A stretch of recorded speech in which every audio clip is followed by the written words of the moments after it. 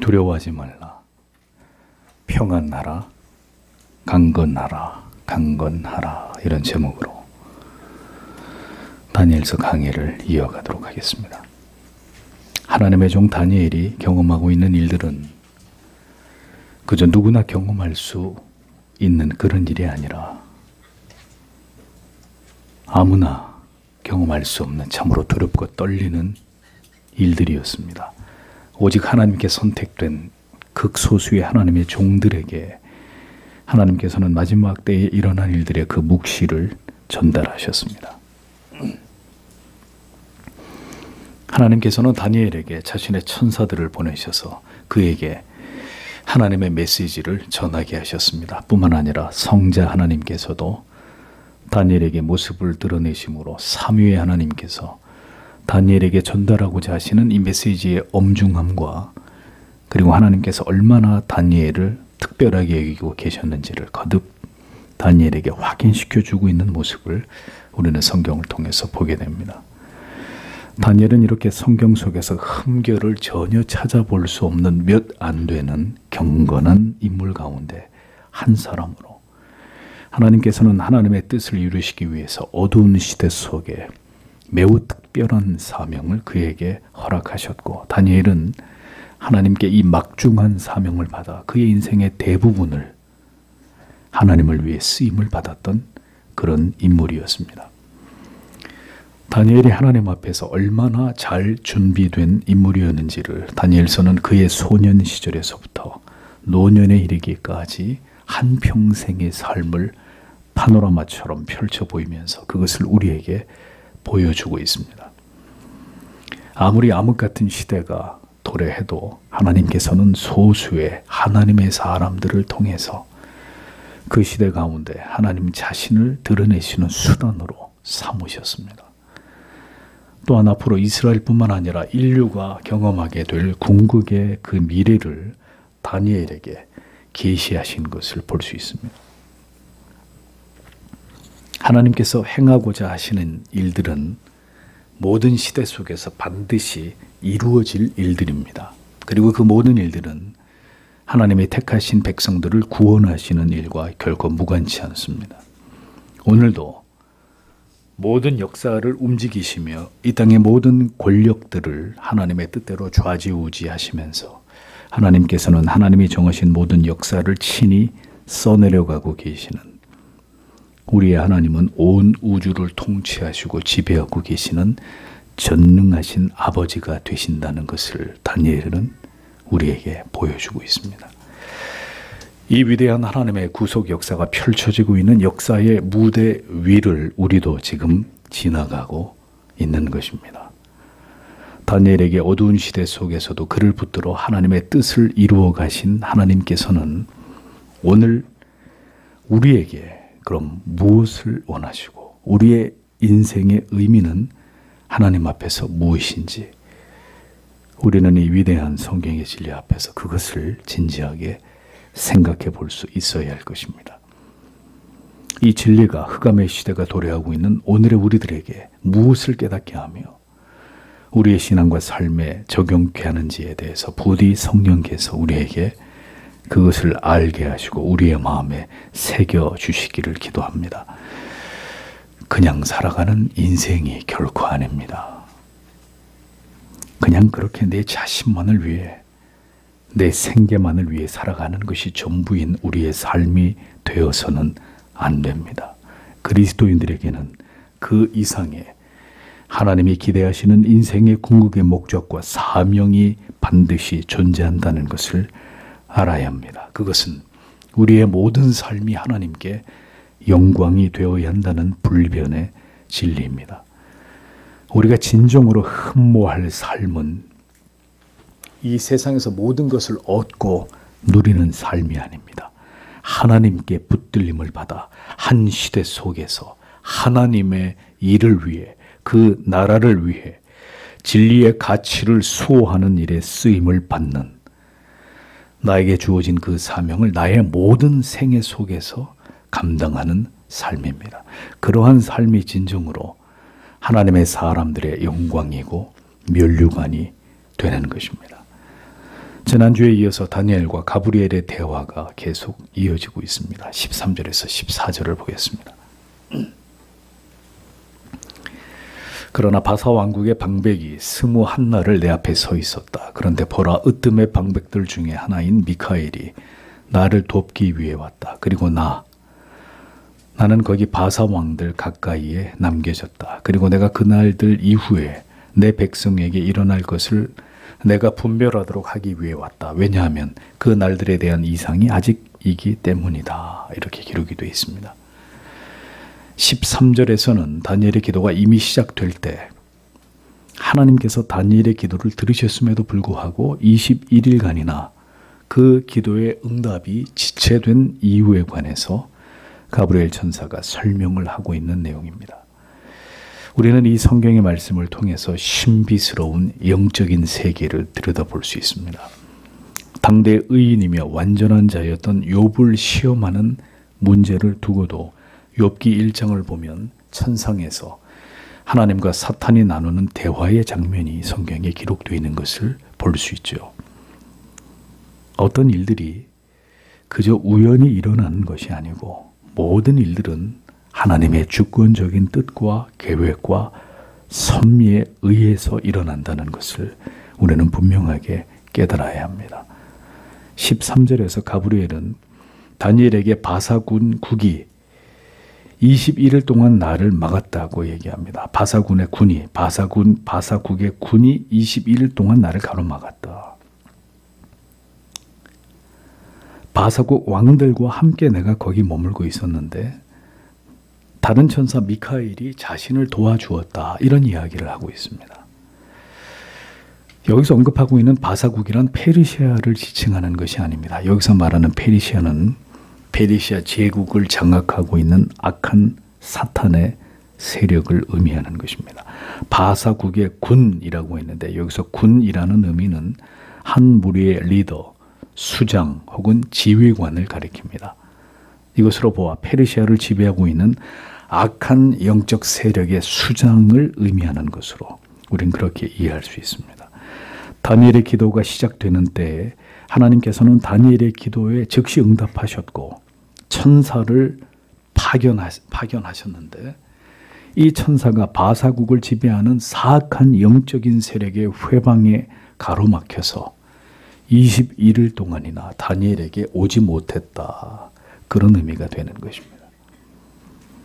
다니엘은 이런 과정을 전혀 알 길이 없고 그가 기도하던 21일 동안 다니엘의 기도의 응답이 다니엘에게 도달하기까지의 과정 속에서 이토록 치열한 영적인 전투가 있었다는 사실을 다니엘은 이제 가브리엘을 통해서 듣게 된 것입니다. 우리는 다니엘서에 기록된 이와 같은 말씀을 통해서 영적인 세계, 천상의 세계에서 어떤 일들이 벌어지고 있는지에 대한 그 단면을 보게 됩니다. 영적인 세계에서는 분명 하나님의 명을 받아 하나님의 백성들과 교회를 지키는 천사들이 존재하고 반대로 하나님의 행하시는 일들을 어떻게든 방해하고 회방하고 그 일이 이루어지지 못하게 만드는 사악한 악한 영의 세력들이 존재한다라는 것을 알 수 있습니다. 사람의 영혼과 마음을 움직이고 나아가서 세상에 존재하는 국가들과 그리고 온 세상과 각 시대를 지배하는 강력한 영적인 세력이 이 땅에 존재한다라는 것을 성경이 우리에게 보여주고 있는 것입니다.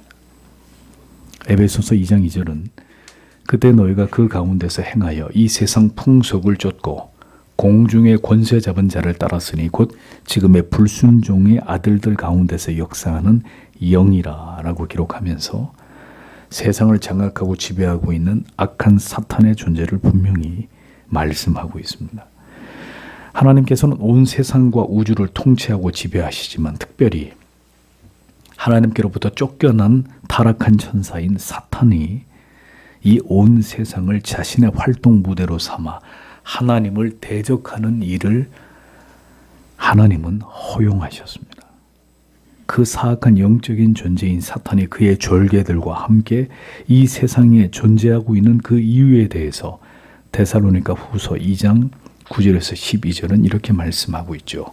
악한 자의 임함은 사단의 역사를 따라 모든 능력과 표적과 거짓 기적과 불의의 모든 속임으로 멸망하는 자들에게 임하리니 이는 저희가 진리의 사랑을 받지 아니하여 구원함을 얻지 못함이니라. 이러므로 하나님의 유혹을 저희 가운데 역사하게 하사 거짓 것을 믿게 하심은 진리를 믿지 않고 불의를 좋아하는 모든 자로 심판을 받게 하려 하심이니라 라고 기록하고 있습니다. 하나님께서는 의도적으로 이 세상에 사탄이 역사하는 것을 허용하십니다.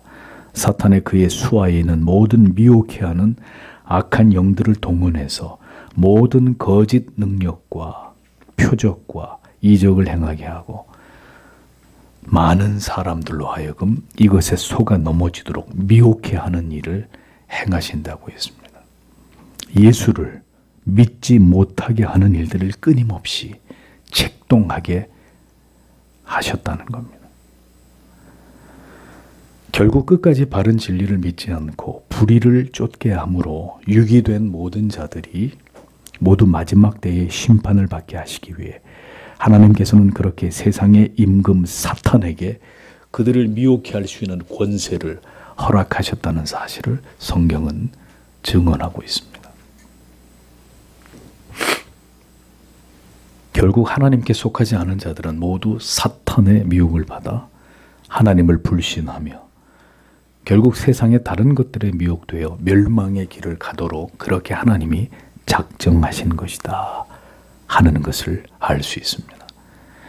오직 하나님의 택하심을 입은 자들만 진리를 따라 참 믿음의 진리를 따라 구원의 길, 영생의 길로 행하게 된다는 것을 우리는 깨닫게 되는 것입니다.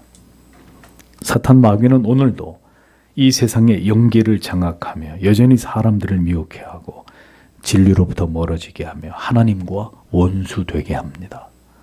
심지어 하나님께서 이 땅에서 하나님께 올려드리는 수많은 성도와 교회의 기도와 그 기도에 대한 하나님의 응답까지 사탄이 회방하고 있다는 사실을 성경은 우리에게 분명하게 보여주고 있습니다.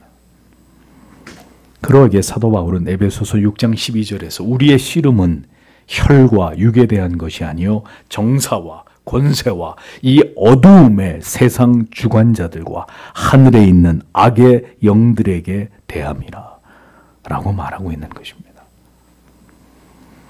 다니엘이 하나님께 기도하던 그 첫날에 이미 하나님께서는 하나님의 뜻에 합한 다니엘의 기도에 응답을 하셨고 천사를 보내어 이를 다니엘에게 알게 하고자 하셨음에도 영계에서 페르시아를 지배하고 있는 사탄의 세력에 의해서 이 일이 심각하게 방해를 받았다는 것입니다. 보십시오. 한 나라든 한 사람의 영혼이든 권력이나 경제나 교육이나 문화나 이 세상의 모든 재반 영역들 가운데 모두 사탄이 그것을 배후에서 지휘하고 조종하고 하나님을 대적하는 일들을 행하고 있다는 이 충격적인 사실을 성경은 오늘 우리에게 말씀하고 있는 것입니다. 여전히 이 세상의 나라를 그 나라에 존재하는 모든 권력들과 그들을 통해서 벌어지는 모든 사악한 일들을 세상의 임금인 사탄이 그 모든 것들을 조종하고 있다. 그리고 하나님께서는 그 사탄의 모든 일들을 다 알고 계시고 때로는 그들의 일을 가로막기도 하시고 하나님의 뜻대로 되어지도록 역사하기도 하시지만 어떤 경우에는 사탄이 활개를 치며 그 하고자 하는 일들이 세상 가운데 영혼들 가운데 펼쳐지도록 하나님은 그것을 허용하기도 하신다는 겁니다. 그 모든 일들을 통해서 하나님의 궁극의 뜻을 이루어가고 계시는 것이죠. 어떤 강력한 권력가를 사탄이 지배할 수 있고 나라와 나라들을 이간하고 충돌하게 할 수 있으며 자기에게 속한 영혼들을 장악해서 하나님께 나아가지 못하도록 그들의 영혼을 붙잡아 놓을 수도 있습니다. 세상에 일어나는 하나님을 대적하는 모든 악한 일들을 사탄이 그렇게 모두 조종하면서 그렇게 이 세상과 사람들 안에서 악이 창궐해져 가도록 만드는 일들을 마귀가 행한다고 성경은 우리에게 가르쳐주고 있습니다. 아직도 어리석고 순진하게 이러한 성경의 진리를 외면한 채로 여러분은 이 세상과 세상에 속한 것들을 사랑하면서 사시겠습니까? 세상의 모든 일들이 우리의 노력으로 얼마든지 바뀔 수 있다고 믿으시는 겁니까? 사탄의 하수인으로 살아가는, 하나님을 부정하는 모든 영혼들과 나라들과 사탄의 조종을 받는 세상의 모든 것들의 그 실체를 여러분은 부정하시겠습니까? 이 세상에 존재하는 모든 아름답고 탐스러운 것들의 배후에 사탄이 있다는 사실을 잊지 마십시오. 보암직하고 먹음직하도록 선악을 알게 하는 나무가 그렇게 보여지게 만든 우리의 원수 사탄이 지금도 여전히 똑같이 그렇게 여러분을 미혹하고 있다는 사실을 잊어서는 안 됩니다. 그렇게 하나님의 일과 하나님의 나라를 대적하고 성도의 기도를 회방하고 우리의 기도에 응답을 지연시키는 악을 일삼고 있다는 것을 성도는 분명히 알아야 합니다. 이 모든 진리를 우리가 안다면 우리는 얼마나 더 치열하고 열렬하게 그리고 끊임없이 기도해야 될지에 관해서 생각해야 합니다. 기도의 응답이 그렇게 쉽고 간단하게 이루어지는 것이 아니라는 것을 기억하셔야 합니다. 21일간이나 사탄의 회방으로 인해서 다니엘의 기도의 응답이 더디게 되는 일이 일어났다면 결국 지속적이고 낙심하지 않는 기도의 태도가 하나님의 기도의 응답을 받는 일에 얼마나 중요한지를 우리는 결코 잊지 말아야 될 것입니다. 상황이 이러한데도 거의 기도하지 않거나 기도를 포기하거나 기도에 전무하지 않는 그리스도인들이 이렇게 이 시대에 적지 않다면 이미 영적인 전쟁에서 패배한 것이나 다름이 없는 것이 아니겠습니까? 나를 막았으므로 라고 기록하고 있습니다. 다니엘에게로 가는 길을 가로막고 나아가지 못하게 했다는 뜻입니다. 유대인들의 귀환이 이루어지기 위해서는 바사의 왕의 마음이 움직여야 했고 이 일을 가로막는 요소들이 모두 해결되어야 했습니다. 그런데 이 일을 철저하게 회방하고 가로막고 있었던 사탄의 세력이 있었고 그 사탄의 세력이 바사국을 움직이는 악한 세력의 수장이었던 것이죠. 내가 거기 바사국 왕들과 함께 머물러 있었다고 기록하고 있습니다. 이 부분이 원문에는 으뜸의 방백들 중 하나인 미카엘이 나를 돕기 위해 왔다. 그리고 나는 거기 바사 왕들 가까이에 남겨졌다. 이렇게 기록되어 있습니다. 그러니까 미카엘의 도움 이후에 가브리엘이 바사 왕들과 함께 거기에 머물렀다. 이런 이야기가 됩니다. 따라서 먼저는 천사장 미카엘의 도움을 통해서 바사를 장악하고 있던 악의 세력들을 척결하고 난 이후에 가브리엘은 바사의 왕들 곁에서 이스라엘의 해방을 위해서 역사했다는 사실을 성경이 보여주고 있는 것이죠. 즉 다니엘의 기도의 응답이 그때 이루어지게 되었다는 것입니다. 왕들이라고 표현한 것은 고레스뿐만 아니라 바사지국의 다른 왕들까지 유대 민족에 대해서 호의적으로 그들을 돕도록 하나님이 가브리엘을 통해서 역사하셨다는 것을 의미하는 것입니다. 군장 중 하나 미카엘이 나를 도와주므로 라고 기록되어 있죠. 군장은 역시 수령, 대장, 지도자, 관리자 등의 의미가 있습니다. 그러므로 미카엘은 그냥 천사가 아니었다는 거죠. 천사들 중에서도 으뜸인 리더격인 천사장이었다는 이야기입니다. 성도 여러분, 영계에서는 지금도 치열한 빛과 어두움에 영적인 싸움이 일어나고 있다는 것을 기억하십시오. 그 싸움의 결과는 언제나 하나님께서 주관하십니다. 하나님의 주권적인 뜻과 섭리 속에서 일시적으로 악이 승하도록 허용하기도 하시고 철저하게 악이 패배하기도 하시는 일들을 하나님은 오늘도 역사 가운데 주관하고 계십니다. 항상 선과 의와 빛이 이기는 것이 아닙니다. 때로는 악이, 불의가, 어두움이 이기는 것처럼 보일 때도 있는 것입니다. 우리의 인생을 보더라도 그렇습니다. 항상 찬란하게 빛나는 날들만 우리의 인생 가운데 계속 되던가요? 오히려 칠흑같이 어두운 날들이 더 많이 있습니다.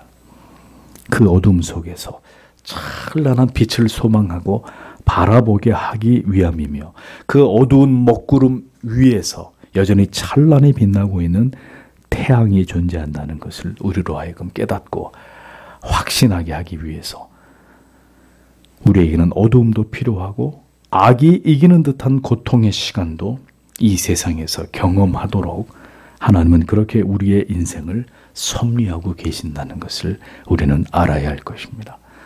악이 이기는 듯 보이지만 악이 궁극적으로 승리하는 일은 절대로 일어나지 않습니다. 결국은 의의 태양이 되시는 예수 그리스도께서 마침내 승리하실 것이고 그의 백성들인 우리들이 승리의 면류관을 받아 쓰게 될 그 날이 도래하고야 말 것입니다. 14절에서 이제 가브리엘은 영계에서 일어난 일들을 설명한 이후에 이스라엘 백성들에게 대한 하나님의 섭리와 목적을 다니엘에게 전하고 있었습니다. 가브리엘은 말일에 내 백성에 당할 일을 내게 깨닫게 하기 위해 왔으며 이제 보게 될 이상은 오랜 후에 일어날 일이다 라고 다니엘에게 말해주고 있었습니다. 하나님께서는 가브리엘을 통해서 다니엘에게 유다 백성들이 당하게 될 일과 그 이후의 일까지를 모두 알려주고자 하셨습니다.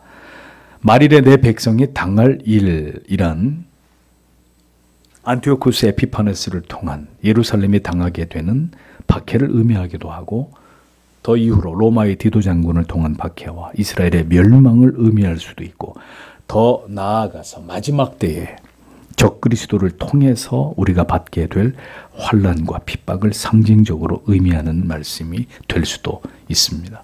15절에서 17절을 보겠습니다. 그리고 그분께서 이 말씀들처럼 내게 말씀하실 때 내가 내 얼굴들을 땅에 두었다. 그리고 내가 침묵하게 되었다. 그런데 보라, 인자의 형상으로 내 입술들 위에 닿는, 그리고 내가 내 입을 열었다. 그리고 내가 말했다. 그리고 내가 내 앞에 서 있는 분께 이야기했다. 내 주여, 그 환상으로 인하여 나의 고통들이 나에게 뒤집어 엎어졌습니다. 그리고 내가 힘을 남겨두지 못했습니다. 그리고 어떻게 이 내 주의 종이 이 내 주와 함께 말하는 것이 가능하겠습니까? 그리고 나는 이제부터 내 안에 힘이 서 있지 않습니다. 그리고 호흡이 내 안에 남겨지지 않았습니다. 이렇게 기록되어 있습니다.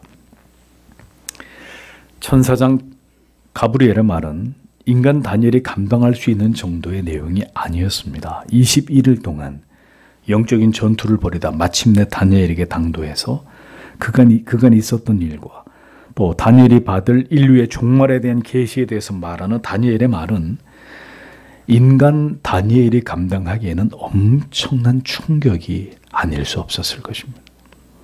다니엘은 이 모든 말들에 대해서 그는 또다시 두려움에 압도되었고 어안이 벙벙한 채로 땅에 엎드릴 수밖에 없었습니다. 벙벙하였더니 번역의 이 원어적 의미는 침묵하다라는 뜻으로 너무 놀란 나머지 두려움에 떨면서 할 말을 잃어버린, 넋을 잃어버린 이런 모습을 가리킵니다.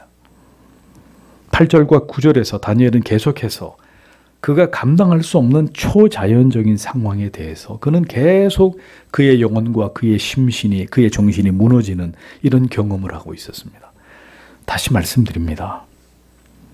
계시를 받는 일은 인간에게 이런 엄청난 두려움과 중압감과 인간의 의지로는 도저히 감당할 수 없는 일이라는 것을 성경은 우리에게 보여주고 있습니다. 인간이 신적인 존재를 대면하는 일은 그렇게 인간이 쉽게 감당할 수 있는 종류의 일이 아닙니다. 하나님을 보여달라고 여러분이 기도하시거나 음성을 듣게 해달라고 기도하는 기도는 참 무모하고 무지한 기도가 아닐 수 없습니다. 만약에 하나님이 그 기도에 응답하실 것 같으면 그 즉시 우리는 목숨을 잃게 될 것입니다.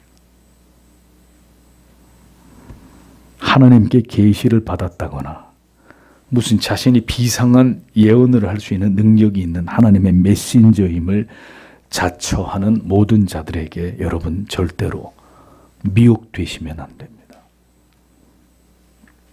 마지막 때 더 많은 거짓 교사들이 등장해서 이 같은 일을 행하면서 성도들을 미혹할 것이기 때문에 여러분들에게 거듭 강조해 두는 바입니다. 이어 다니엘은 인자 같은 이가 자기의 입술을 만지는 경험을 하게 됩니다. 그리고 그에게 내 주여 이 이상을 인하여 근심이 내게 더해져서 자신의 힘을 잃었다고 말하는 것을 볼 수 있습니다. 자, 여기서 인자와 같은 이가 누구인지에 대해서 여러 해석이 존재합니다. 크게 두 가지로 좁혀보면 먼저는 앞서 5절과 6절에 등장하신 성자 하나님으로 보는 해석과 다음은 가브리엘로 보는 해석입니다.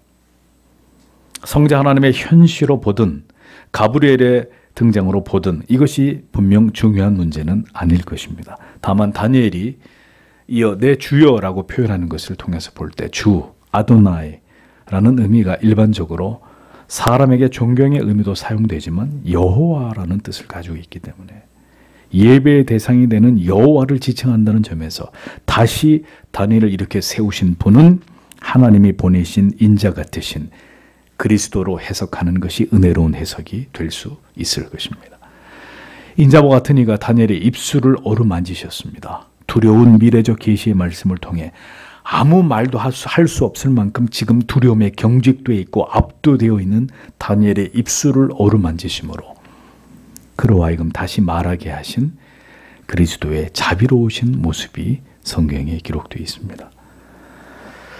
그 인자하신 그리스도께서 오늘도 여러분의 연약함을 어루만져 주시는 분이시라는 것을 기억하십시오. 도무지 우리의 인생의 무게를 감당할 수 없고 믿음의 길을 걸어가며 우리가 겪게 되는 이 십자가의 무게에 쓰러질 때 우리가 주를 섬기면서 감당해야 되는 모든 수고로움 속에서 지치고 낭망하게 될 때 오늘도 하나님은 우리를 붙들어 주시는 천사를 보내십니다. 오늘도 우리의 구주이신 예수 그리스도께서 친히 우리를 위로하시고 우리를 위해 기도하시고 우리의 지친 영혼을 어루만져 주시는 분이라는 것을 우리는 기억해야 합니다.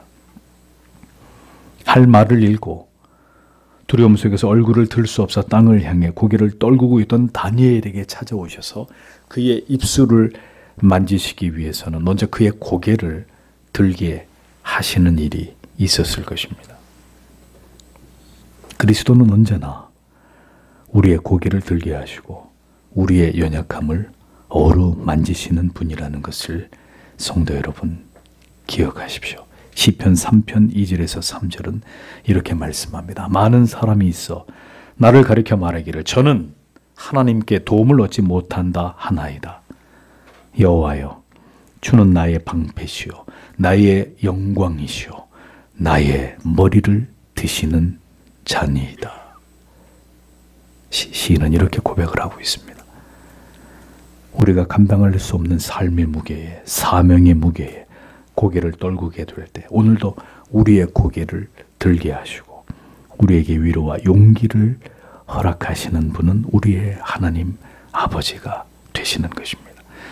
이사야 6장 5절에서 8절을 보면 이런 기록이 있습니다. 그때 내가 말하되 화로다 나여 망하게 되었도다. 나는 입술이 부정한 사람이요 입술이 부정한 백성 중에 거하면서 만군의 여호와이신 왕을 배웠음이로다. 때에 그 스랍의 하나가 화저로 단에서 취한 바 핀 숯을 손에 가지고 내게로 날아와서 그것을 내 입에 대며 가로되 보라 이것에 내 입이 닿았으니 내 악이 제하여졌고 내 죄가 사하여졌느니라 하더라. 내가 또 주의 목소리를 들은즉 이르시되 내가 누구를 보내며 누가 우리를 위하여 갈꼬 그때에 내가 가로되 내가 여기 있나이다. 나를 보내소서라고 기록되어 있습니다. 하나님을 배웠던 이사야는 그 신적인 영광과 위엄과 그 거룩 앞에 자기의 부정함에 대해서 깊이 두려워하고 있었습니다. 그는 입술이 부정한 자라고 얘기하면서 자신을 고백하고 뒤로 물러나려고 했습니다. 그러자 하나님께서는 천사를 통해 제단의 숯불을 그 입에 대심으로 그의 악이 모두 사라졌고 모두 사해졌다고 선언해 주십니다. 우리의 모든 연약함과 우리의 허물을 언제나 도말하여 주시기를 기뻐하시는 성자 하나님. 그리스도의 성품은 이렇게 성경의 곳곳에서 구약의 다니엘의 한 부분에서도 발견될 수 있었던 것입니다. 고개를 들어 입술을 어루만지시면서 다니엘이 느끼고 있을 그 중압감과 두려움을 이해하시면서 그로 하여금 사명을 능히 감당할 수 있도록 그를 일으켜 세우고 계시는 성자 하나님, 그분께서 오늘도 우리와 함께 하시고 언제나 우리의 연약함을 붙들어 주시고 새 힘을 주셔서 계속해서 앞을 향해 나아가도록 우리의 모든 인생을 지탱하도록 우리를 도우신다는 사실을 우리는 잊지 말아야 할 것입니다. 그러므로 절대로 절망하거나 우리의 연약함으로 인해 뒤로 물러가는 자들이 되지 않으시기를 바랍니다. 오히려 그 연약함을 가지고 주께로 더 가까이 나아가는 여러분들이 되십시오. 나의 모든 연약함을 붙들어 주시고 오늘도 나에게 새 힘을 주셔서 내가 감당해야 될 십자가를 능히 지고 넉넉히 주님의 뒤를 따를 수 있게 해주시기를 기도하는 우리들이 되어야 하리라고 믿습니다. 다니엘은 주께 고백하고 있습니다. 주여, 내 주여, 이 이상을 인하여 근심이 내게 더함으로 내가 힘이 없어졌나이다. 입술을 어루만져 다니엘에게 다시 말을 하게 하자 다니엘은 주님께 담대히 고백합니다. 내가 받은 이 엄청난 계시로 인해서 근심이 내게 더하게 되었고 그로 인해서 이것을 감당할 능력이 없는 자신은 모두 다 힘을 잃어버렸습니다 하고 자기의 무능함을 솔직하게 고백하고 있는 것을 보여줍니다. 17절에서도 몸에 힘이 없어졌고 호흡이 남아있지 않다고 말하며 자신은 지금 주님과 대화할 수 없다고 말하는 것을 볼 수 있습니다. 위에 8절에서도 다니엘은 이 큰 이상을 볼 때 내 몸에 힘이 빠졌고 나의 아름다운 빛이 변하여 썩은 듯 하였고 나의 힘이 다 없어졌으나 이렇게 고백하고 있는 것을 보게 되죠. 다니엘이 받은 이스라엘의 미래와 인류의 종국의 그 종말에 대한 묵시는 인간 다니엘을 두려움과 무기력함에 빠지기에 충분한 것이었습니다. 이 경건한 하나님의 사람도 이처럼 영육간의 큰 두려움에 떨면서 그의 멘탈이 완전히 무너지고 있는 이런 모습을 보여주고 있습니다. 그에게는 지금 이 사명을 감당할 격려와 용기가 필요했고 이에 하나님의 아들과 천사가 동원되어서 다니엘에게 큰 힘을 불어넣고 있는 이런 모습을 성경은 지금 우리에게 보여주고 있는 것입니다.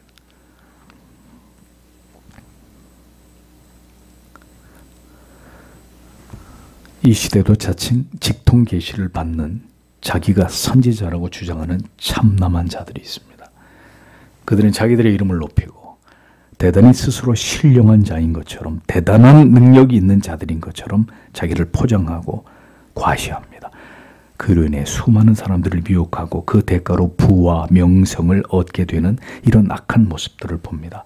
그러나 성도 여러분, 지금 하나님을 배우고 있으며 하나님께로부터 중요한 묵시를 받고 있는 이 다니엘의 모습을 보십시오. 그는 힘이 어깨에 잔뜩 들어가 있지도 않았고 도도하고 오만해지고 자신이 이러한 일에 선택을 받은 것에 대해서 자기를 드러내거나 높이거나 뽐내려고 하는 어떤 마음도 그에게 존재하지 않음을 볼 수 있습니다. 오히려 그는 계속 고백합니다. 자기는 지금 모든 힘을 다 잃어버렸다고 얘기합니다. 호흡도 숨도 제대로 쉴 수 없을 만큼 자기는 모든 힘을 지금 다 잃어버렸습니다. 너무너무 두렵습니다 라고 얘기하고 있는 것입니다. 숨도 쉴 수 없을 만큼 나에게 모든 힘이 다 빠져나갔다고 고백합니다. 자기는 감히 주님과 이런 대화를 나눌 수도 없는 자라고 다니엘은 지극히 자기를 낮추고 있습니다. 정말 하나님께서 쓰시는 자들은 다니엘처럼 자신에 대해서 철저하게 부인하는 사람들입니다. 나는 아무것도 할 수 없고 아무것도 알지 못하고 무지하고 어리석고 무능하고 도무지 저는 이 일을 감당할 수 없는 사람입니다 라고 자기를 인식하고 고백하는 사람들입니다. 하나님께서 쓰시는 자들, 모든 준비가 된 자들은 바로 이와 같은 비참한 자기의 실존에 대한 자기의 고백을 하나님께 드린 자들이었습니다. 그리스도의 선택을 받은 베드로는 주여 나를 떠나소서 나는 죄인이로소이다 라고 고백했습니다. 바울은 죄인 중에 괴수라고 말했습니다. 이사야는 위에 읽은 대로 화로다 나여 내가 이제 망하게 되었도다 라고 고백합니다. 삼손의 아버지 마노아는 아내에게 우리가 하나님을 보았으니 반드시 죽으리로다 라고 절규했습니다. 왜 모두 하나님을 만나는 엄청난 특권을 누렸으면서도 하나같이 그것을 대단히 자랑스러워하는 것이 아니라 하나같이 자기를 부정하고 부인하고 우리는 다 죽었다라는 말을 하고 있을까요? 왜 자기를 지극히 낮추는 고백을 한 것일까요? 결국 은혜는 우리를 강하게 만드는 것이 아닙니다. 우리를 가장 약한 존재로, 가장 무지하고 어리석은 존재로 인식하게 하고 우리가 진실로 하나님 앞에서 전적으로 타락한 죄인이고 우리에게는 아무런 힘도 의지도 지혜도 지식도 없다는 사실을 철저하게 깨닫고 고백하게 만드는 것, 그것이 바로 하나님이 여러분들에게 찾아오신 증거입니다. 죄인을 만나 주실 때 우리 영혼에서 일어나는 반응입니다. 다니엘처럼 아무런 힘이 남아있지 않고 숨조차 쉴 수 없을 만큼 내 자신이 아무것도 아님을, 전적으로 무능하고 어리석은 존재일 뿐임을 자각하게 되는 것, 그것이 바로 주님을 만나게 될 때 우리의 영혼에서 일어나게 되는 진정한 반응입니다. 성자 하나님과 가브리엘 앞에서 보여주는 다니엘의 자기 고백과 그의 모습을 보십시오. 한평생을 하나님께 붙들려 그처럼 하나님께 영광을 돌리며 제국의 왕들을 호령했던 다니엘도 그의 노년에 임한 하나님의 계시 앞에서 그는 지극히 작은 자처럼 부들부들 떨고 있었습니다. 뭘 자랑하겠다는 것입니까? 하나님 앞에서. 이것이 진정으로 하나님을 두려워하는 사람의 모습입니다. 진리를 아주 조금 아는 것으로 자기를 높이고 자기를 드러내고자 하는 우리의 모습과 무엇이 다른지를 성도 여러분 깊이 생각해 보셔야 합니다. 은혜는 우리를 강하고 부하게 하는 것이 아닙니다. 우리를 높이는 것이 절대로 아닙니다. 하나님 앞에서 우리의 초라한 실존을 대면하게 하시는 것입니다. 하나님 절대로 할 수 없습니다. 그러니 저에게 하나님이 필요합니다. 이 고백을 받아내게 만드는 것입니다. 그 한량없는 사랑과 은혜 앞에서 내 자신이 얼마나 초라하고 무능하고 작은 존재인지를 철저하게 깨닫게 하는 것입니다. 바로 그것이 은혜 받음에 감춰지지 않는 증거가 되는 것입니다. 여전히 우리는 뭘 그렇게 자랑하려고 하는 것입니까? 하나님 앞에서 사람 앞에서 뭘 그렇게 자랑할 것이 있어서 그것을 드러내고 싶어 하는 것일까요? 예수를 믿는다고 하면서 끊임없이 자기를 높이고 자기를 자랑하는 것은 그가 아직 그리스도인이 아니든지 아니면 그의 믿음이 아주 연약한 자임을 보여주는 방증일 뿐입니다. 다니엘의 이 같은 고백이 바로 그것을 우리에게 깊이 깨닫게 하고 있습니다. 18절에서 19절을 이어서 보겠습니다. 그리고 그분께서 더하셨다. 그리고 그분께서 사람의 형상으로 나에 대해 만지셨다. 그리고 그분께서 나를 강하게 만드셨다. 그리고 그분께서 말씀하셨다. 귀중함들의 사람아, 너는 두려워하지 않을 것이다. 평강이 내게, 너는 강하라. 그리고 너는 강하라. 그리고 그분께서 나와 함께 말씀하실 때 나는 스스로 강하게 되었다. 그리고 내가 말했다. 내 주 그분께서 말씀하실 것입니다. 왜냐하면 당신께서 나를 강하게 만드셨기 때문입니다. 이렇게 기록되어 있습니다. 18절에 사람의 모양 같은 것 하나가 이렇게 번역이 되어 있는데 16절에 인자 같은 이를 가리키는 것으로 봅니다. 다시 성자 하나님께서 다니엘에게 말씀하십니다. 나를 만지며 라고 번역된 부분에 이 만지며라는 의미는 안수를 가리킵니다. 즉 견디기 힘든 묵시를 받아 기진맥진한 다니엘을 친히 안수하시면서 그를 강건케 하시기 위해서 하나님의 아들께서 친히 다니엘에게 손을 대고 있는 이런 모습이 성경에 기록되어 있는 것입니다. 강건케 하며라는 의미는 치료하다, 회복시키다, 용기를 갖게 하다라는 의미인데 성자 하나님께서 다니엘에게 다시 나타나신 이유는 그를 안수하심으로 이 막중한 사명을 감당할 수 있도록 다니엘을 강건하게 하시고 그를 회복시키고자 하시는 이런 목적 때문임을 깨닫게 됩니다. 다니엘은 엄청난 계시를 받음에 대해서 절대로 자기를 높이거나 이것을 자랑하려는 마음이 없었습니다. 오히려 그는 이런 신적인 존재의 임재 앞에서 그리고 자기에게 주어지는 이 놀랍고 두려운 묵시 앞에서 심히 자기의 나약함을 드러내고 있었고 심신을 가누지 못할 만큼 힘겨워하고 있었습니다. 이것은 철저하게 인간의 실존의 그 연약함과 무지함의 한계를 그가 느끼고 있었기 때문이고 도저히 자기와 같은 이가 이 사명을 감당할 그릇이 되지 못한다는 사실을 그가 깊이 자각하고 있었다는 것을 보여주는 것입니다. 하나님이 사용하시는 종들은 바로 이와 같은 자들입니다. 한없이 겸비하며 자기의 무능과 무지를 철저하게 자인하며 하나님의 붙드심이 아니고서는 아무것도 할 수 없음을 철저하게 인정하는 자. 하나님은 오늘도 그런 자를 통해서 하나님의 뜻을 이루어 가십니다. 우리는 다니엘처럼 자기를 완전히 부인하고 자기를 불신하고 오직 하나님의 은혜와 도우심 없이는 아무것도 할 수 없는 존재로 내 자신을 인정하는 것이 그것이 무엇보다 중요한 믿음의 자세라는 것을 깨달아야 할 것입니다. 19절에서 은총을 크게 받은 사람이여라고 다니엘을 호칭하고 있죠. 자, 이런 표현은 다니엘에게 지금 반복되고 있는 표현입니다.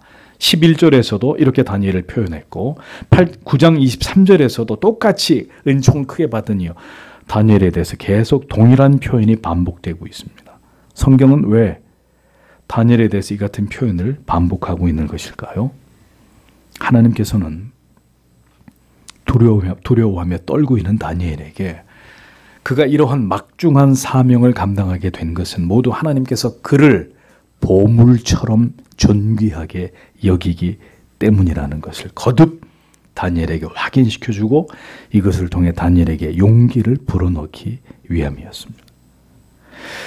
다니엘이 이렇게 하나님을 배웠고 천사를 통해서 묵시를 받게 되는 인간으로서 감당하기에 매우 두려운 이러한 모든 일들을 그가 받게 된 것은 모두 하나님이 그를 지극히 사랑하시고 보배롭게 여기기 때문이다 라는 것을 성경은 반복해서 다니엘에게 이것을 각인하고 있습니다. 그러므로 주께서 사랑하시는 성도 여러분, 여러분의 인생에서 지고 가야 될 짐이 다른 사람보다 더 무겁다고 혹시 여겨지십니까? 사명을 감당하면서 십자가를 지고 주님을 쫓는 길이 너무 힘겹고 버겁게 여겨지십니까? 그리스도를 쫓는 우리의 인생이 이 세상에서 왜 아무런 즐거움과 기쁨이 없는지 그 궁극의 이유를 알고 싶으십니까? 그것은 바로 여러분이 하나님께 큰 은총을 입은 자들이기 때문입니다. 이 세상의 모든 것을 얻을 수 있는 자들이 아니라 하나님의 영원한 도성에서 모든 영광을 마침내 얻을 수 있도록 이 세상에서는 그 모든 것에서 제외된 자들이기 때문에 하나님은 우리를 그렇게 섭리하셨기 때문에 우리가 하나님이 보실 때 큰 은총을 입은 자들이라는 겁니다. 하나님께서 가장 귀하게 여기시고 사랑하시기에 하나님께서 여러분의 인생 위에 그 무거운 사명을 지우신 것입니다. 여러분을 가장 특별히 여기심으로 바로 당신에게 그 어려운 일들을 맡기신 것이고 다른 사람이 쉬이 감당할 수 없는 인생의 길을 가게 하신 것임을 기억하십시오.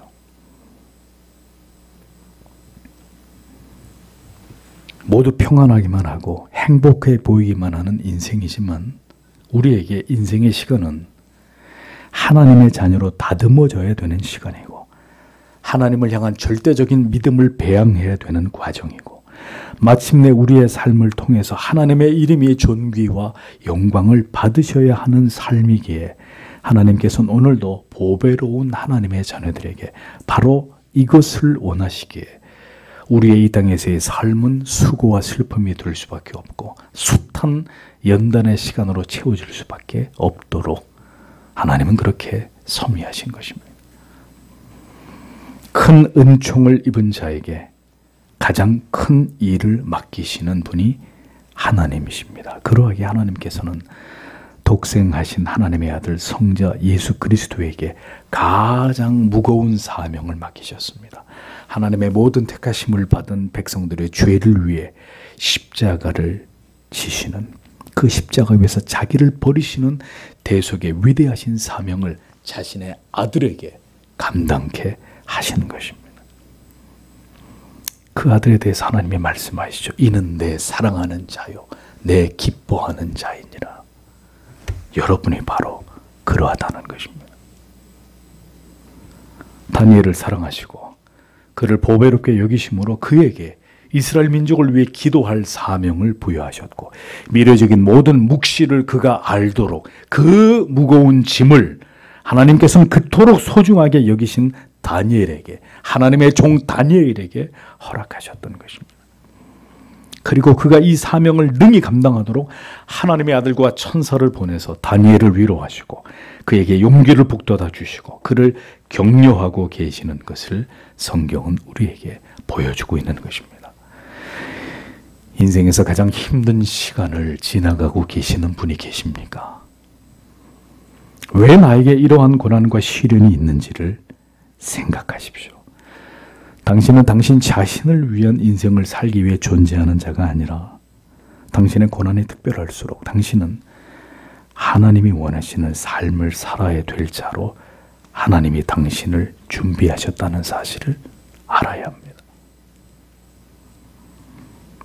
내가 이 세상에 존재하는 진정한 목적을, 그 하나님의 뜻을 온전히 깨닫기까지 고난은 계속될 것이고, 그 고난을 통해서 하나님은 당신을 참된 그리스도인으로 이 사명을 감당할 자로 빚어 가실 것입니다. 그리고 마침내 하나님의 뜻을 당신의 인생 속에서 하나님은 이루고야 마실 것입니다. 그 모든 일들이 인생 속에서 일어나는 동안 여러분은 기억하십시오. 절대로 여러분 혼자가 아니라는 사실을 말입니다. 하나님은 그 길 끝까지 여러분과 동행하실 것입니다. 오늘도 당신에게 말씀하십니다. 너는 큰 은총을 입은 나의 아들이다. 나의 딸이다. 오늘도 그렇게 우리를 격려하시고 위로하시는 하나님이심을 잊지 마십시오. 주께서 다니엘에게 하시는 말씀을 보십시오. 두려워하지 말라. 평안하라. 그리고 강건하라. 강건하라. 다니엘은 두렵고 혼란스러웠습니다. 그는 무너지고 있었고 그가 받은 묵시에 대해서 도무지 감당할 자신이 없었습니다. 그런 다니엘에게 하나님이 말씀하십니다. 두려워하지 말라. 그리고 평안하라. 내가 너와 함께 할 것이고 내가 친히 그 모든 것을 이룰 것이다. 내가 너와 함께 할 것이니 너는 결코 두려워하지 말라고 말씀하십니다. 믿음을 지키며 마지막 시대를 살아가고 있는 성도 여러분, 모든 두려움과 맞서서 그 앞에 서 있는 여러분에게 오늘도 두려워 말라고 큰 소리로 말씀하시는 하나님의 이 음성을 들으십시오. 그리스도 예수 안에서 우리는 결코 두려워할 이유가 없습니다. 우리를 붙드시고 모든 인생길을 지나가게 하시고 믿음을 굳게 지키도록 우리를 붙들어 주시는 하나님께서 우리와 함께 하심을 우리는 기억해야 합니다. 빌립보서 4장 6절에서 7절은 아무것도 염려하지 말고 오직 모든 일에 기도와 간구로 너희 구할 것을 감사함으로 하나님께 아뢰라. 그리하면 모든 지각에 뛰어난 하나님의 평강이 그리스도 예수 안에서 너희 마음과 생각을 지키시리라 라고 말씀했습니다. 이어서 평안하라라고 말씀하십니다. 우리는 그리스도를 통해 하나님과 이미 평화를 이룬 자들입니다. 그리스도께서는 요한복음 14장 27절에서 평안을 너희에게 끼치노니 곧 나의 평안을 너희에게 주노라. 내가 너희에게 주는 것은 세상이 주는 것 같지 아니하리라. 너희는 마음에 근심도 말고 두려워하지도 말라 라고 말씀했습니다. 같은 책 16장 33절에서는 이것을 너희에게 이름은 너희로 내 안에서 평안을 누리게 하려 함이라. 세상에서는 너희가 환난을 당하나 담대하라. 내가 세상을 이겼노라 하시니라 라고 말씀했습니다. 그러니 성도 여러분, 어떤 두려움 속에서도 이 사실을 기억해야 합니다. 우리는 하나님과 영원한 언약을 맺은 자이고 하나님의 아들의 대속하신 은혜를 통해 하나님과 영원히 평화한 자들입니다. 우리는 하나님과 불화할 수가 없는 사람들입니다. 우리가 죄를 지어도 아들의 흘리신 보혈을 기억하며 십자가 앞으로 나아가서 우리의 모든 죄를 회개할 때 이미 우리에게 주어진 평화가 다시 우리 안에서 흘러넘치게 될 것입니다. 다니엘은 하나님을 두려워할 이유가 없는 자입니다. 그는 하나님의 종이고 하나님과 평화한 자입니다. 우리에게 어떤 어려움이 있어도 우리가 하나님과 평화한 자라는 것을 기억한다면 우리는 절대로 뒤로 물러가 낙심하거나 절망하지 않을 수 있습니다. 내 자신의 부족과 허물 때문에 우리는 종종 이미 그리스도의 대속하심을 통해 하나님과 평화한 자라는 사실을 망각해버립니다. 나는 끝난 인생이야. 나는 구원받을 수 없어. 이런 생각에 빠집니다. 잊어버리지 마십시오. 평화를 깨버린 것은 연약한 우리이지 하나님이 아니십니다. 하나님은 언제나 우리와 그 평화를 유지하시고 이것을 절대로 깨뜨리는 분이 아니십니다. 우리가 하나님께 죄를 지어 혹은 우리의 삶이 너무 힘들고 지쳐서 평화를 잠시 잃어버리게 되는 것일 뿐입니다. 그때마다 하나님이 말씀하십니다. 너희에게 주어진 평화를 기억하라는 것입니다. 이미 너희는 나와 함께 영원히 평화한 자이다. 그것을 기억하라는 것이죠. 하나님께서는 다니엘에게 이 사실을 상기시키고 계셨습니다. 이어 두 번이나 강건하라, 강건하라 라고 말씀하십니다. 다니엘은 강해져야 했습니다.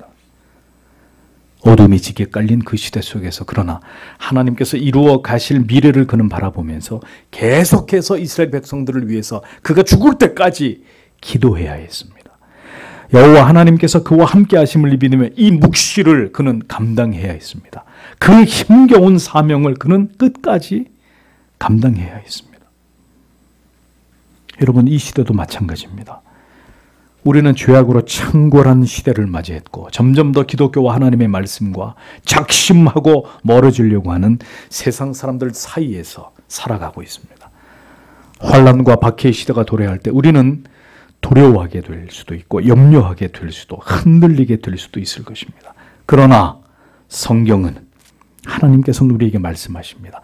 모든 시대를 살아가며 믿음을 굳게 지켜야 했던 하나님의 사람들에게 강건하라. 두 번이나 강건하라. 큰 음성으로 우리에게 힘을 북돋아 주시면서 우리를 붙들어 주고 계십니다. 우리는 이 하나님의 응원의 음성을 들으며 앞으로 계속해서 나아가는 자들이 되어야 합니다. 어떤 어려움이 있어도 어떤 시련과 고난과 억압이 있어도 강건하게 십자가를 붙들고 진리 위에 굳게 서서 믿음을 지키면서 우리가 걸어가야 될 사명의 길을, 그 좁은 길을 걸어가는 자들이 되어야 합니다. 하나님이 오른팔로 우리를 붙들어 강건케 하실 것이기 때문입니다. 다니엘은 그가 이같이 내게 말하며 내가 곧 힘이 나서 가로되 내 주여 나로 힘이 나게 하셨사오니 말씀하옵소서라고 대답하고 있습니다.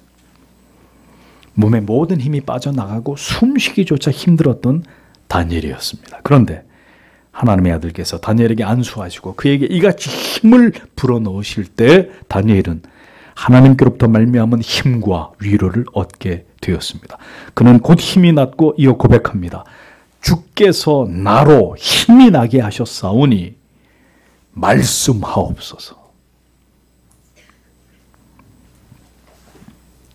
성도 여러분, 오늘도 우리는 이렇게 하나님께 날마다 일어서고 또 일어설 수 있는 능력을 받아야 하고, 그리고 우리는 그 하나님의 붙드시고 이렇게 세우시는 그 힘을 통해서 다니엘처럼 말할 수 있어야 할 것입니다.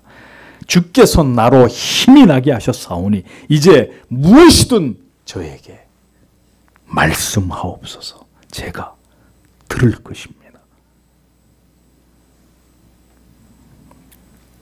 오늘도 우리에게 말씀하시며 우리를 이렇게 세우시고 또 이렇게 세우시는 그 하나님의 능력의 팔에 의지해서 계속해서 우리가 걸어가야 할 믿음의 길, 사명의 길을 걸어가는 하나님의 사람들이 되어야 할 것입니다. 우리에게 힘을 주시는 이는 오직 하나님뿐이십니다. 사람의 위로는 일시적인 것입니다. 물질도 우리의 의지할 궁극의 힘이 될 수 없습니다. 하나님의 사람은 오늘도 하나님의 말씀을 통해서 성경의 진리 속에서 힘을 얻습니다. 넉넉한 위로와 용기를 얻습니다. 이것이 오늘도 우리가 그 어떤 어려움 속에서도 하나님의 말씀을 굳게 붙들어야 되는 이유가 되는 것입니다. 마지막으로 20절에서 21절을 보겠습니다. 그리고 그분께서 말씀하셨다. 너는 어떻게 내가 내게 온 것을 알았느냐? 그리고 이제 나는 바사의 방백과 함께 싸우기 위해 돌아갈 것이다. 그리고 내가 나가는 그때 보라 헬라의 방백에 왔다. 참으로 나는 내게 진리의 문서에 기록된 것을 알게 할 것이다. 그리고 이것들에 대해 나와 함께 스스로 힘쓰는 자는 하나도 없다. 너희 방백 미카엘을 제외하고. 이렇게 번역이 됩니다. 인자 같으신 이는 이제 마지막 때에 언약의 백성에게 일어날 일을 다니엘에게 알려주시기 전에 나라의 운명을 결정지을 영적 세계에서 일어나는 일들과 그리고 이스라엘이 어떻게 보호를 받게 될지에 대해서 말씀하고 있습니다. 인자 같으신 이가 말씀하기를 이제 자기는 바사군과 싸울 것이고 그리고 뒤이어 헬라군이 들이닥치게 될 것이다. 이렇게 말씀하고 있습니다. 바사군이나 헬라군은 모두 동일하게 세상 나라를 지배하고 통치하는 사탄의 세력을 가리킵니다. 세상 나라는 모두 사탄의 권세 아래에 있음을 성경이 거듭 우리에게 말씀하고 있는데 이 모든 일들을 이루어 가시는 것도 결국 하나님의 계획과 뜻 가운데서 진행되는 것이다 라는 것을 보여줍니다. 하나님을 대적하는 세상의 임금 사탄이 끊임없이 역사 속에서 하나님의 뜻과 계획을 방해하는 일들을 책동하지만 하나님은 능히 그것을 제압하시고 또 그들을 움직이셔서 하나님의 뜻을 역사 속에서 실행해 나아가고 계신다는 것을 우리는 깨닫게 됩니다. 세상의 나라들과 그 권력들이 격동하며 부딪히며 전쟁의 광풍을 일으켜도 사실은 이 모든 일의 배후에 하나님이 역사하고 계신다는 것을 성도는 기억해야 합니다. 다니엘서에서 계속 강조해온 사실이 바로 그것입니다. 세상의 일어섬과 망함이 모두 하나님의 주권적인 역사의 결과물이라는 것입니다. 그 어떤 권력가도 하나님의 뜻에 반하거나 거스려 행할 수 없고 그들은 악을 도모하거나 행할지라도 그 모든 것조차도 하나님의 선하신 뜻을 이루는 수단에 불과하다는 것을 성경은 우리에게 확신시켜주고 있습니다. 그러므로 성도 여러분, 우리는 이러한 성경의 이해를 바탕으로 우리가 살아가고 있는 이 시대와 나라와 나라들의 전쟁과 권력의 흥함과 쇠함을 이러한 하나님의 관점에서 이것을 바라보아야 한다는 것을 다시 힘주어 말씀드립니다. 악의 흥함도 하나님의 뜻이고 교회의 쇠함과 의인들의 박해를 받음 또한 하나님의 역사의 결과입니다. 모든 것은 하나님의 주권적인 섭리와 계획에 의해서 일어나는 일들이라는 것입니다. 인류의 시간표를 움직이고 계시는 분은 오직 하나님이십니다. 하나님께서 계획하시고 뜻하신 궁극의 목적을 향해서 지금도 역사는 흘러가고 있고 모든 일들이 일어나고 있을 뿐입니다. 이 진리를 깨닫지 못하면 여러분의 정신과 마음은 진리의 뿌리를 내리고 있는 것이 아닙니다. 인간의 관점으로 모든 것을 판단하고 세속의 정신과 철학과 사상에 몰입하는 것이 얼마나 위험한 일이고 어리석은 일인지를 부디 깨달으셔야 합니다. 21절에 인자 같으시니가 계속 말씀하시기를 내가 먼저 진리의 글에 기록된 것으로 내게 보이리라 이렇게 말씀했습니다. 여기서 진리의 글이란 이 세상에서 펼쳐질 역사와 세상 속에서 살아가게 될 성도들이 당하게 될 모든 고난과 핍박과 그리고 궁극의 심판, 하나님이 펼쳐가실 모든 역사와 섭리를 가리킵니다. 곧 11장 이하에 기록된 모든 말씀을 의미하는 것입니다. 이것을 다니엘에게 보이시겠다라고 말씀하고 있습니다. 이 모든 하나님의 뜻을 이루어 나가기 위해 공중의 권세 잡은 세상의 임금 사탄 마귀와 대적하며 이 모든 계획을 이루어 나아가는 일은 나의 충성스러운 종 천사장 미가엘 뿐이다 라고 기록하고 있습니다. 이러한 진리는 오늘도 이 세상에서 진행되어 가고 있는 모든 하나님의 계획과 뜻이 성취되는 일에 언제나 치열한 영적인 싸움이 일어나고 있고, 이 모든 일들이 그럼에도 불구하고 성취되어지고 있는 것은 여호와 하나님께서 하나님의 일을 회방하는 모든 악의 세력들을 수많은 천군과 천사와 천사장들을 동원해서 그들을 물리치시고 그들을 척결하시면서 완전하게 하나님의 일들을 이루어가고 계시기 때문이라는 것을 우리에게 보여주고 있습니다. 우리는 이 진리를 기억해야 합니다. 세상은 사탄 마귀에 의해서 장악되었고 강력하게 악한 영들이 역사하고 있는 곳입니다. 그럼에도 불구하고 하나님께서는 하나님이 정하신 모든 계획과 뜻대로 오늘도 이 세상 우주 만물과 인류의 역사를 주관하고 계십니다. 그 하나님의 궁극의 뜻과 계획이 펼쳐지는 이 세상은 언제나 치열한 영적인 전투가 벌어지는 것이고, 그 가운데 언제나 하나님의 천군 천사들이 승리를 거두며 하나님의 모든 선하고 완전하신 뜻을 성취해 나가는 장이 됩니다. 그러므로 오늘도 우리는 하나님께서 우리를 위해 천사들로 하여금 악과 더불어 싸우게 하시고, 우리가 어려움과 고난을 당하기도 하지만 절대로 패배하지 않도록 우리를 붙드시는 하나님 아버지가 되신다는 사실을 알아야 할 것입니다. 모든 시대마다 성도와 교회는 이 세상으로부터 박해를 받아왔지만 결코 교회와 성도는 패배하지 않았고, 교회는 계속해서 존립해 왔으며 이 바른 진리는 소멸되지 않고 오늘 우리에게까지 전수되었습니다. 하나님의 백성들은 목숨을 걸고 진리와 신앙을 지켜왔고, 그 일은 주께서 다시 오실 때까지 계속될 일입니다. 오늘도 우리가 이 땅에서 감당해야 될 모든 영적인 선한 싸움을 위해 하나님께서 친히 천사와 천사장을 보내어 이 일을 돕고 계시고, 우리가 끝까지 승리하도록 하나님의 모든 선하신 계획과 뜻을 우리 안에서 이루어 가실 것이라는 것을 성도는 믿어야 합니다. 우리에게 분명히 승리가 주어져 있으나 대가를 지불하지 않고 이기는 전쟁이 없듯이 이 세상을 지나가는 동안에 우리는 이 치열한 영적인 싸움으로 우리의 대장 되시는 그리스도를 믿고 의지하면서 그 명령을 지켜서 충성하고 그 명령에 복종함으로 이 영적 전쟁을 끝까지 수행해 나가는 자들이 되어야 한다는 사실을 우리는 기억해야 합니다. 우리는 예수 그리스도의 좋은 군사들이 되어야 합니다. 그리고 우리는 이 모든 하나님의 뜻과 그리고 이 시대 속에서 그 뜻을 이루어가는 그리스도인의 삶을 감당하기 위해서 오늘도 치열한 영적인 싸움을 감당하는 그리스도의 군사들이 되어야 합니다. 우리의 씨름은 혈과 육에 대한 것이 아니요 정사와 권세와 이 어두움의 세상 주관자들과 하늘에 있는 악한 영들에게 대함이라 에베소서는 분명히 말씀했습니다. 그럼 무엇으로 영적 싸움을 싸우는 것이죠? 바로 기도를 통해서 우리는 오늘도 이 모든 영적인 싸움을 감당하는 자들이 되어야 합니다.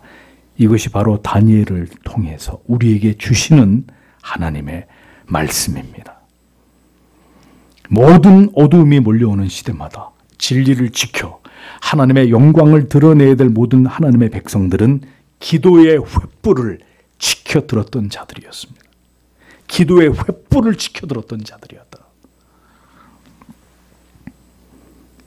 오늘 우리의 기도는 지금 활활 타오르는 횃불입니까? 아니면 오래 비에 젖어 아무리 불을 붙이려고 해도 흰 연기만 내뿜고 있는 불붙지 않는 나무 토막입니까?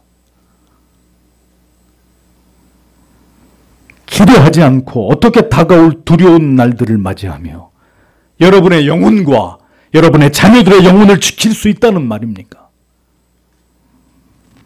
오늘도 모든 일들이 이 세상 속에서 그리고 영계에서 하나님의 뜻 가운데 치열하게 전개되고 있다는 것을 믿는다면 그 모든 일들이 우리의 일상 속에서도 악과 선의 대결이, 의와 불의의 대결이 존재한다는 것을 우리가 믿는다면 기도의 자리로 나아가서 우리의 원수된 사탄 마귀를 하나님의 능력으로 패배시키고 하나님의 뜻을 이루어 나아가는 일에 기도로 헌신된 자들이 되어야 하는 것은 구원받은 모든 성도들의 마땅한 도리라는 사실을 여러분은 분명히 기억하셔야 합니다. 우리도 하나님의 사람 다니엘처럼 하나님의 뜻을 이 땅 가운데 이루시는 그 일에 하나님의 마음에 합한 뜨겁고 열렬한 기도로 성도된 사명을 감당하는 모든 하나님의 사람들이 되어야 하리라고 믿습니다. 그것을 위해 하나님께서는 바로 저와 여러분을 이 흑암이 몰려오는 이 시대의 한가운데서 우리를 불러주신 것입니다. 다 함께 오늘도 주신 말씀을 생각하며 하나님 앞에 간절히 기도하기 원합니다.